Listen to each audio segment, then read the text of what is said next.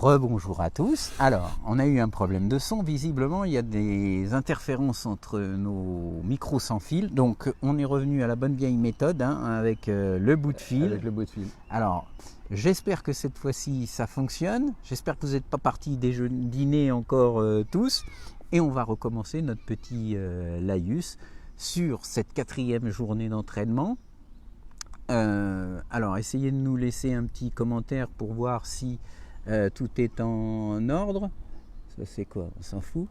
Alors, est-ce que tout fonctionne? Je vois qu'il y a déjà 5-6 personnes qui sont en ligne. Donc, envoyez-nous un petit pouce ou quelque chose pour nous dire que c'est bon, que le son cette fois-ci est correct, qu'il n'y a pas d'interférence. Et donc, on va revoir ensemble cette 4e manche d'entraînement. Alors, ce qu'on disait. D'abord, la première chose, c'est qu'aujourd'hui, les Hongrois étaient à la place où étaient les Français hier. Ils ont réussi une belle pêche, mais si on compare avec les pêches qu'ont faites les Français hier, c'est quand même des scores un peu plus faibles. Alors, il y avait une météo un peu différente, Jean-François.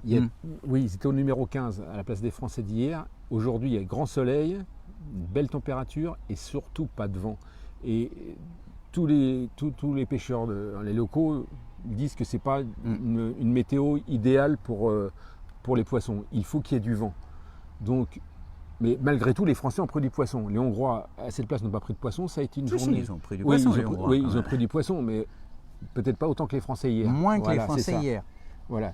Ils ont été moins performants, on va dire. Voilà. Mais effectivement, la chose très claire, en tout cas, de ces 4 premières journées, c'est que les Français réussissent des belles pêches, je dirais au-delà de 10 kilos, à toutes les manches d'entraînement, quelles que soient les places. Pour l'instant, c'est la seule équipe qui a fait ça, puisque aujourd'hui, les Néerlandais et les Hollandais qui étaient donc à côté des Hongrois, ils ont bien un pêcheur qui a 11,9 kg. Oui, le géant. Le géant Théo, il fait 2 mètres, il faut pas aller lui chercher des noix. Il a fait 11,9 kg, mais le plus mauvais score des Hollandais, c'est 2,5 kg. Donc, oui, il y avait même un Hollandais, je te coupe, qui était à côté de Tamash, je crois que pendant 1h30, il n'a pas eu de touche même. C'était incroyable. Même Tamash, il se posait des questions de savoir s'il mettait quelque chose ou quoi. S'il mettait de lèche au bout de la ligne. Oui. Ouais. Alors après, sur la fin, il a commencé à prendre du poisson, mais je pense que c'est lui qui doit avoir dans les 2,5 kg.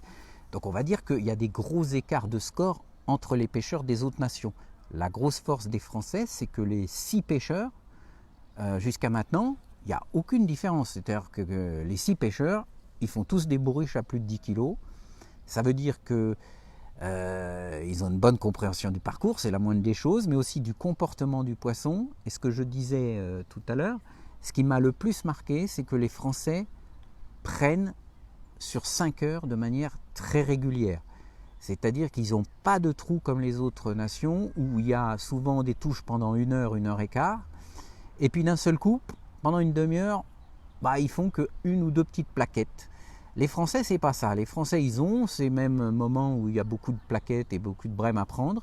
Mais au moment où ça se durcit, sans doute ils affinent, ils changent leur manière d'aguicher un petit peu les verres de vase, etc. Et ils continuent à avoir un rythme de prise relativement régulier. Et au final, dans la bourriche, ça fait tout de suite 2-3 kilos de plus que les adversaires. Donc c'est un atout très net qu'ont les Français sur ces 4 premiers jours. Moi je pense que c'est ce qu'on disait au niveau des favoris, etc.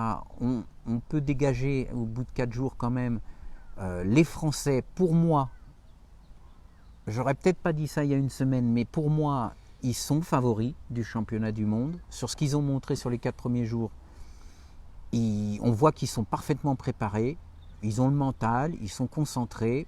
Pour moi tout roule bien, donc je croise les doigts. Après, l'équipe la plus dangereuse de ce que je vois jusqu'à maintenant, ce sera plutôt les Hongrois qui sont des maîtres de la pêche de la plaquette et de la brème et qui ont 5 pêcheurs exceptionnels. Oui, et quand on passe derrière les Hongrois, ils sont sereins, ils ont l'air de maîtriser leur sujet aussi, même s'ils ne sont pas aussi performants que les Français. Ils n'ont pas l'air de s'affoler, de beaucoup chercher. Enfin, il y en a au moins quelques-uns il y en avait un ce matin qui était à l'aile amont du secteur 15 qui a eu du mal à débuter. Oui. Après, j'ai vu qu'il pêchait pas très loin, 18-20 Oui, mètres à la fin. c'est-à-dire que les autres équipes continuent à faire des essais, ce qui Voilà. explique aussi ces différences de score entre pêcheurs de même nation. Et puis les pêcheurs hongrois, ils ont énorme expérience des championnats du monde. Donc effectivement, ils connaissent le parcours aussi. Ils connaissent un peu le parcours Ouais. et ils savent comment s'entraîner, c'est-à-dire quelles sont les étapes à franchir pour arriver le samedi dimanche à une bonne connaissance du parcours. Parce que quand on arrive comme ça, effectivement, Tamash avait déjà pêché sur ce parcours. Peter Bacco, le jeune pêcheur qui vient juste de remporter le championnat du monde des U20 par équipe et qui a eu une médaille d'argent individuelle, avait gagné ici lors des championnats jeunes quand il était encore en U15. Ils avaient gagné par équipe et en individuel, les Hongrois. Donc voilà, ils ont une très bonne équipe, ils savent comment s'organiser, ils ont beaucoup de gens derrière pour aider. Qui tamisent la terre, beaucoup des gros tamiseurs de terre. Tamiser la terre toute la journée, du soir au matin. Ils ont 2 personnes qui tamisent. Elle est un peu dure la terre, je ne sais pas où ils l'ont ramassée. Mais... Voilà, ils Et utilisent la terre locale, de Rieux. Des bords de la Vilaine. C'est ce que je disais, effectivement, c'est très souvent dans un championnat du monde que ça se termine, que tout le monde prend des pelles et va chercher la terre locale. Parce que c'est le plus efficace, c'est plus efficace que de prendre des terres de Somme ou des terres de rivière. Elle est de la même couleur que certainement le fond de la Vilaine ici. Hein. Voilà, les poissons ils sont habitués. Surtout quand il n'y a pas de vent comme ça, où les oiseaux, les cormorans, il y a quelques cormorans, je pense que ça... Oui, puis l'eau est relativement claire quand il n'y a pas de vent, en fait. Quand il y a du vent, des vagues, etc., bon, ça a tendance à troubler un petit peu l'eau. Comme on pêche relativement profond ici, ça passe encore, mais quand il n'y a pas du tout de vent, que l'eau est claire, la pression atmosphérique aussi ça joue, le soleil très clair, le ciel très clair, beaucoup de soleil, les poissons sont un peu plus tatillons. Oui, ils sont plus méfiants. On n'annonce pas de vent, peut-être à part dimanche, je ne sais pas, non, ça a changé ou... Non, justement, j'ai eu Thierry Théaudin au téléphone qui m'a dit on annonce que 5 km de vent ce week-end pour le championnat, donc ça veut dire que ça va être des conditions peut-être moins chaudes. Mais par contre, dimanche, au niveau du vent, ça va être les conditions météo difficile. Je ne sais pas si c'est optimal pour la pêche, mais c'est optimal pour les spectateurs. Il fait très beau. Beaucoup de soleil. Oui, il fait très beau. Ce sera agréable de suivre ce championnat. Il n'y a que dimanche où on annonce un temps couvert. Voilà, donc on a, en tout cas pour moi, tu pourras t'exprimer après, Jean-François, mais pour moi, il y a 2 favoris qui se dégagent au bout de 4 jours, qui sont les Français. Et juste derrière, je dirais les Hongrois. Après, les Pays-Bas, ils ont un problème, c'est qu'ils ont une équipe composée de pêcheurs exclusivement au feeder en Hollande. Alors pourquoi c'est un problème? C'est parce qu'en Hollande, la pêche au feeder, c'est pas de la pêche de plaquettes, c'est de la pêche de brème de 1 à 3 kg. Et donc, ils utilisent exclusivement des vers, des gros vers, des dendros le plus souvent et des casters. Et ici, ils se retrouvent confrontés à une pêche où fouillis, vers de vase et petites plaquettes sont la cible numéro 1. Donc ils vont avoir du mal. C'est pour ça qu'ils ont l'air quand même de viser des poissons un peu plus gros. Mais c'est risqué quoi. Sur 2 jours, 5 pêcheurs, ça me paraît risqué.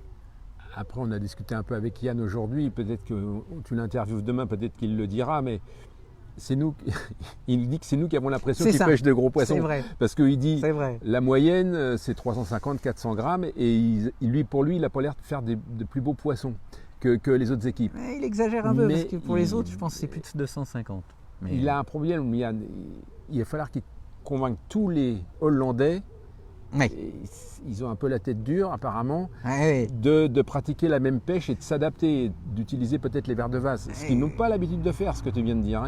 C'est des pêcheurs de grosses brèmes. Ah oui, ils ne pêchent jamais du tout au vers de vase. Et effectivement, il faut être un peu plus fin ici. Ici, il y a sûrement un peu de finesse, en particulier les moments où il y a cette pêche qui se durcit.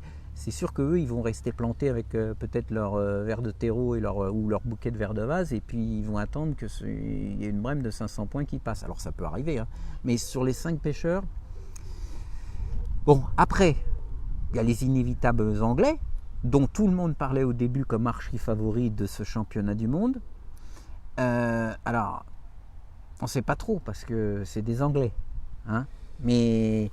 Pour l'instant, ils n'ont pas montré des choses extraordinaires. Soyons honnêtes. C'est des Anglais. C'est des Anglais. C'est des Anglais. Ils ne montrent pas des choses extraordinaires, mais on verra demain, après la dernière manche, ils vont faire la synthèse demain, enfin l'analyse de tout ce qu'ils ont fait dans la semaine et mettre en application. Je pense que c'est le dernier mode débriefing important pour eux ce soir. Et demain, ils vont mettre en application ce qu'ils ont vu pendant 3 jours. Il leur manque une journée.